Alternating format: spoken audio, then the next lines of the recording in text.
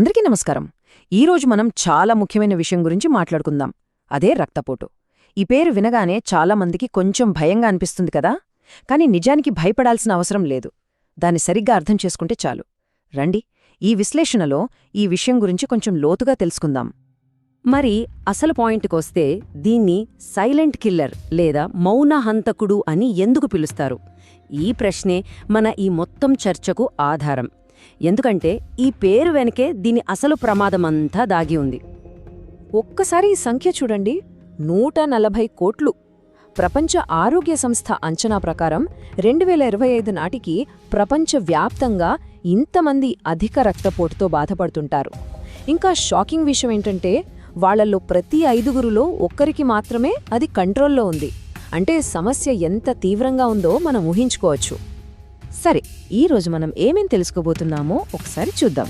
ముందుగా దీన్ని silent killer అని ఎందుకంటారో చూద్దాం.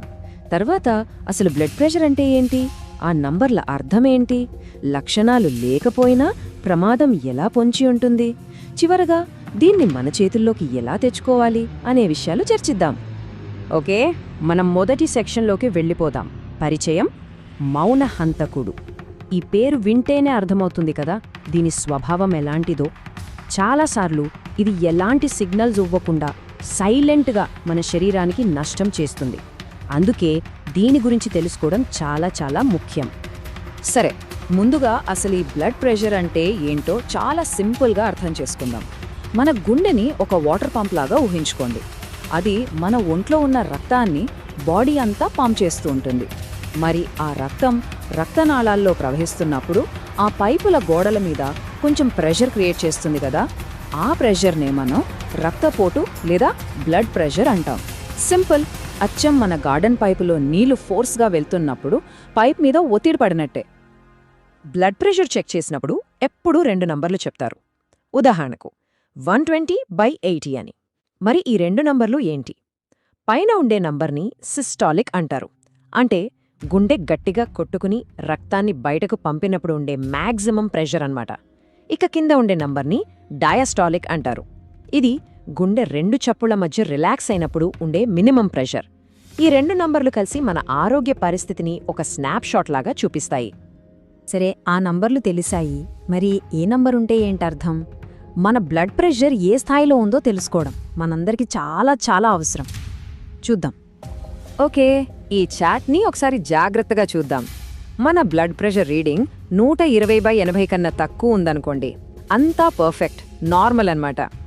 అదే 120 నుంచి 129 మధ్యలో ఉంటే దీన్ని ఒక వార్నింగ్ సిగ్నల్గా తీసుకోవాలి. ఇక 130 నుంచి 139 రేంజ్లో ఉంటే దాన్ని స్టేజ్ 1 హైపర్టెన్షన్ అంటారు. ఇక్కడి నుంచి లైఫ్ స్టైల్ మార్పులు చాలా అవసరం. రీడింగ్ 140/90 దాటిందంటే పరిస్థితి సీరియస్, వెంటనే డాక్టర్ని కలవాలి. ఒకవేళ 180/120 కన్నా ఎక్కువ ఉంటే అది మెడికల్ ఎమర్జెన్సీ. ఒక్క క్షణం కూడా ఆలస్యం చేయకుండా హాస్పిటల్కి వెళ్ళాలి. ఇప్పుడు మనం చాలా ముఖ్యమైన సెక్షన్లోకి వచ్చాం. అసలు బయటకి ఎలాంటి లక్షణాలు కనిపించకపోయినా సరే ఈ హై బ్లడ్ ప్రెషర్ ఎందుకు అంత డేంజరస్?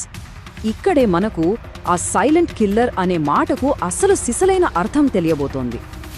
చాలామంది అనుకుంటారు, నాకు తలనొప్పి లేదు, కళ్ళు తిరగట్లేదు, సో నాకు బీపీ లేదు అని. కాని అసలు సమస్య అదే. బయటకు లక్షణాలు కనిపించవు, కాని లోపల మాత్రం డ్యామేజ్ జరుగుతూనే ఉంటుంది. ఎలాగంటే గుండె నిరంతరం ఎక్కువ ప్రెషర్తో పనిచేయడం వల్ల దాని గోడలు మందంగా మారి వీక్ అయిపోతుంది. రక్తనాళాలు వాటి ఫ్లెక్సిబిలిటీ కోల్పోయి గట్టిపడతాయి.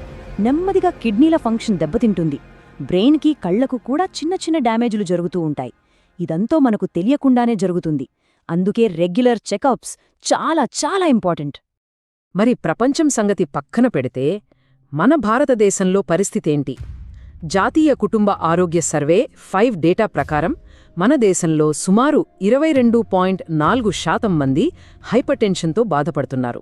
అంటే సింపుల్గా చెప్పాలంటే మన చుట్టూ ఉన్న ప్రతి 5గురిలో ఒకరికి ఈ సమస్య ఉంది. ఇది చాలా పెద్ద సంఖ్య.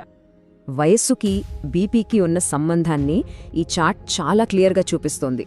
చూడండి, 30-39 ఏళ్ల వయసులో సుమారు 15% మందికి ఉంటే 40-49 ఏళ్లకొచ్చేసరికి అది డబల్ అయ్యి 30% అవుతోంది. ఇక 60 ఏళ్లు దాటిన వాళ్ళు అయితే దాదాపు 60% మందికి ఈ సమస్య ఉంది.